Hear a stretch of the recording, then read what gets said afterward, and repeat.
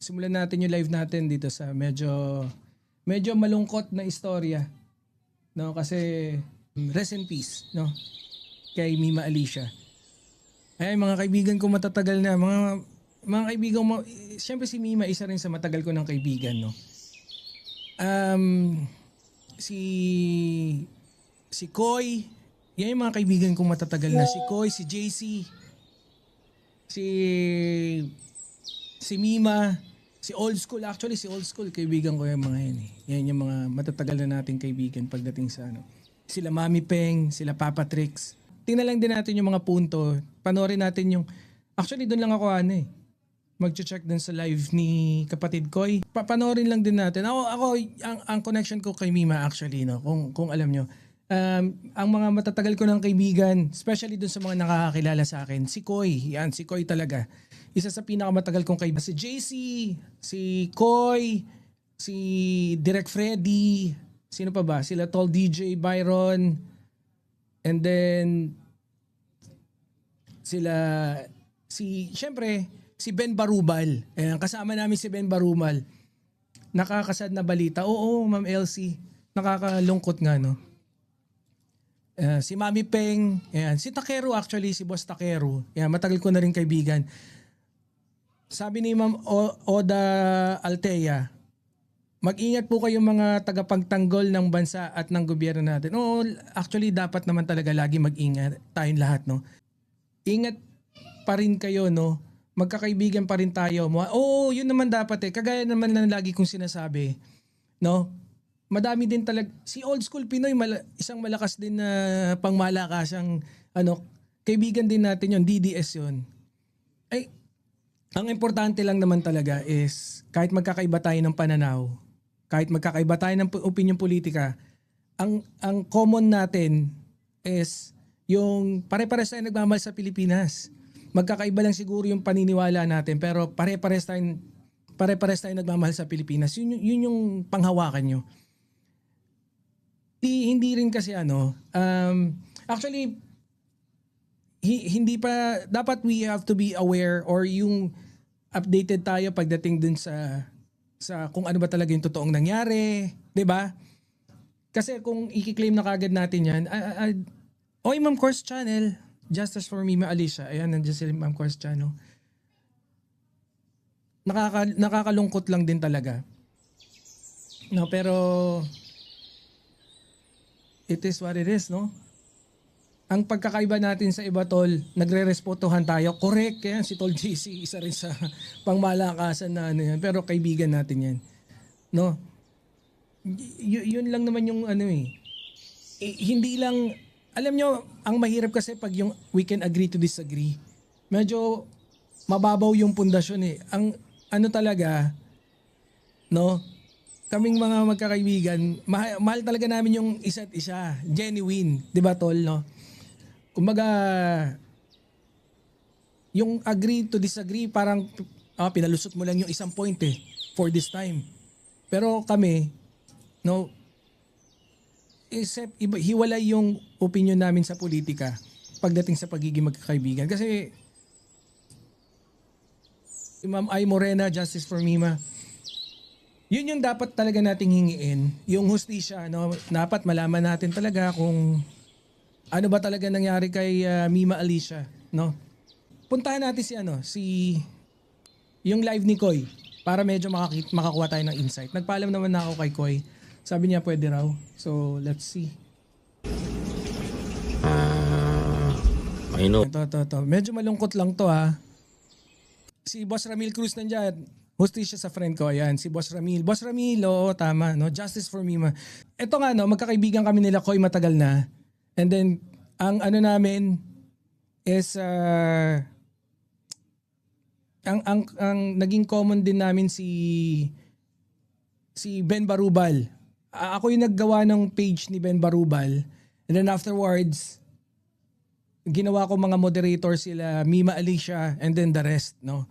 Medyo nagkaroon lang kami ng alitan doon kasi talaga si Mima, sutil naman talaga si Mima Alicia eh, no? Pero since medyo mas sikat siya kaysa sa akin, kahit naman hanggang ngayon,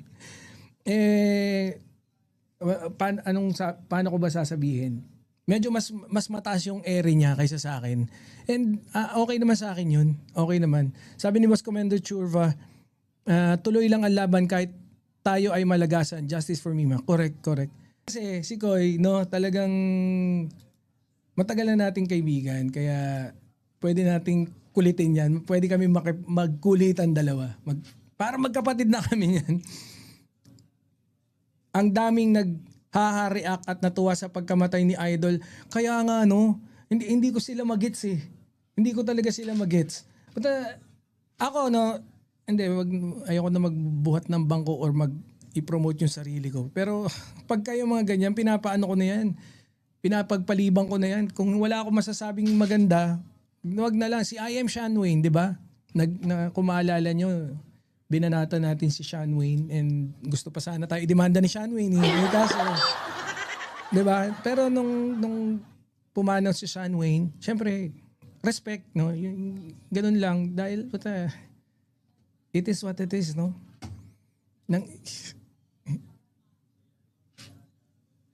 Tapos, kailan ba? Nung medyo nagkakaanuhan kami, kasi di ba yung MSMA kami, di ba? Yung mga nakakakilala pa sa MSMA. Yung MSMA, medyo malakas na grupo din kasi yung MSMA. And yung Marcos Social Media Alliance, kung naalala nyo. And syempre, si UVIP kasi, si Mima Alicia. Parang medyo nagkakabanatan noon that time. Insensitive kasi yung mga DD shit, sabi ni Miss Bloomlin. My condolences to Miss Mima. Mag-ingat kayo, tuloy ang laban. Oo. Condolences sa family niya. Si Boss Rolando Tica, sobrang nakakang panghina ang nangyari kay Mima. Kasalukuyang oo, totoo. I agree, Boss Rolando. Ako nga din kanina, nabasa ko tong balita or nakita ko nung kasi syempre nakakagalit Banat Boys na nangyari sa kanya. Wala talaga tayo magagawa. Syempre magkaibigan ka ni Mima Alicia, maano ka talaga ng galit, no? Magkaiba man ang pananaw pero hindi ibig sabihin may karapatan ng kumitil ng buhay. Hindi pa naman tayo sure. Hindi naman sure na na gawa talaga ng kabilang panig. Magkakaiba man ng Konbanwa, rest in peace. Yan, kay Mima from Waray community. Ayan. Thank you, Ma'am Rosa Imatsu. Kasi pero ang marami nakakatuwa lang kasi nakita ko ang dami nagmamahal kay Mima, no? Actually, yung feed ko puno ng Mima Alicia. Yung mga nagbabanta, yung banta-banta, yung kahit sa kalaban, yung nagbabanta kay Robin, medyo na rin ako doon eh. Para sa akin off yun, and hindi rin ako naglalaro ng mga ganyan na yung pagdating sa patay-patay or whatever. Para sa akin, no, yung buhay kasi medyo mahalaga yan eh, no. Hindi para idalangin mo na mamatay yung iba or gawa mo ng masama yung iba. Tas patungkol pa sa ganyan, hindi ako lungkot, marami kaming nakikisimpatya sa nangyari kay Mima Alicia. Sinubaybayan ko siya mula campaign until her last vlog. No? Actually, matagal na magkaibigan si Mima at saka si Koy. Parang ang mentor ni Mima noon si Koy. Tapos syempre, later on, naging tatay-tatayan niya si Takeru. Isa rin ako sa follower ni Mima. Mabait at bata pa kasi may katigasan ng ulo. Oo, kaya medyo ako kasi yung strong yung hindi naman strong yung character ko eh. Actually mabait nga ako eh.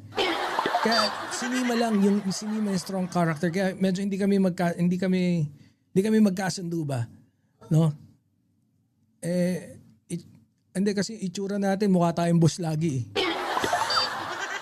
Kahit wala pa ako sinasabi, no, parang bossing na yung dating natin. Joke lang.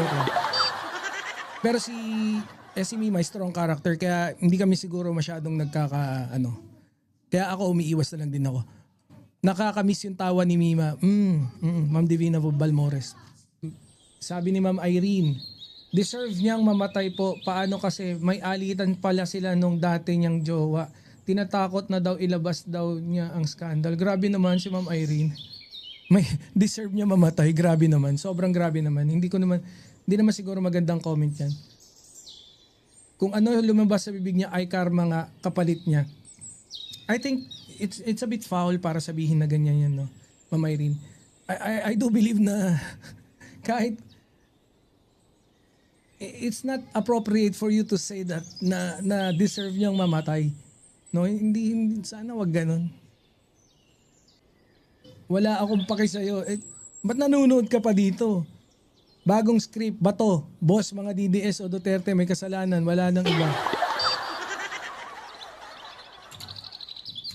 Grabe. Yun nga, wala akong masyadong encounter sa kaibigan nating si Mima. Pero buti nga nagkabati kami. Kasi one time, ano ba nangyari nun? Parang hindi siya nagla-live 'di ba? Lagi lang siya nag-upload and then she tried na mag-live stream. Na timingan ko. Tapos nag-comment ako. Tapos sabi niya, binati ako ni Mima. I think it was just nung correct me if I'm wrong, it was nung 2024. No, 2024 na kung saan sinabi ni Mima, "Oy, Banat Boy, wag ka na kasing nangaaway." Sabi ko, ako pa nangaaway, ako inaway mo. Pero, yun, naging okay na kami. Okay naman na kami. Correct. No one deserves to die. Kahit pinakamasamang tao pa yan. Kahit si Digong pa yan. Oo. Wala tayong karapatan, no, nasabihin yan. Or wala tayong, dapat hindi, grabe.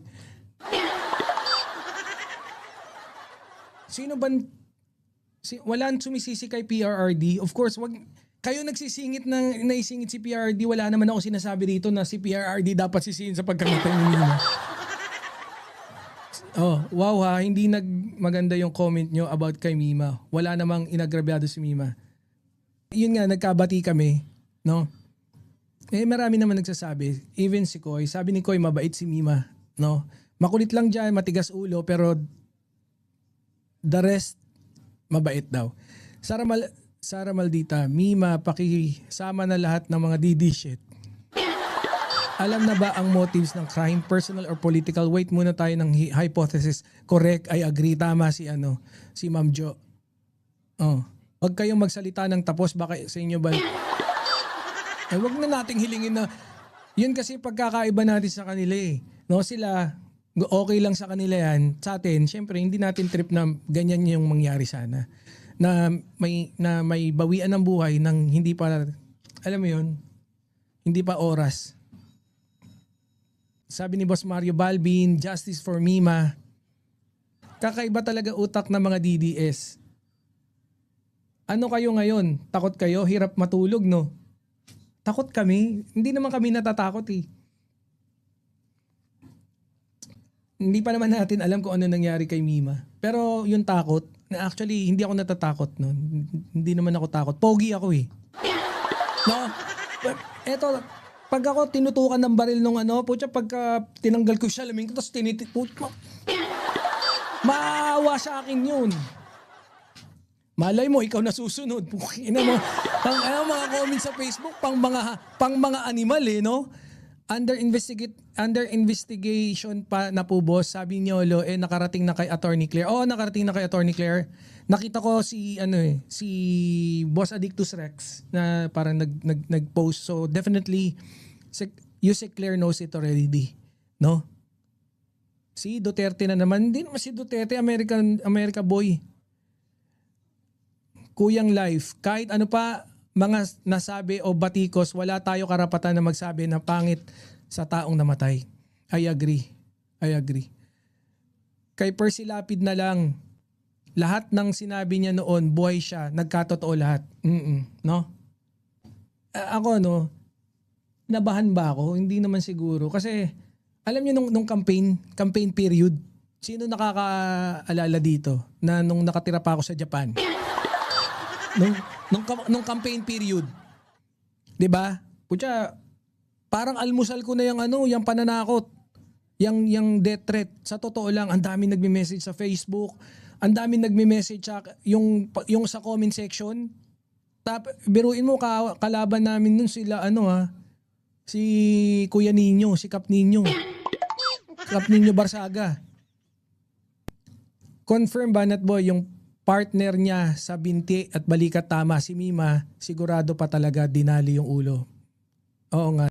The only darling of the crowd, si Mima Alicia. Oo nga, no. Actually, sa si Mima yata pinakamalakas, no? Sa babae. Pagdating sa viewership. Solo na babae, matapang mag-vlog. I agree. Matapang si Mima. Ang lupit nila pumatay. Oo nga. Malamang may kinalaman din sa politics kasi effective kayo mga vloggers ng PBBM. Pero hindi pa nga ako po confirm, Boss Duka, no, kung talaga bang kung talagang political. Mahirap mag judge agad, no? So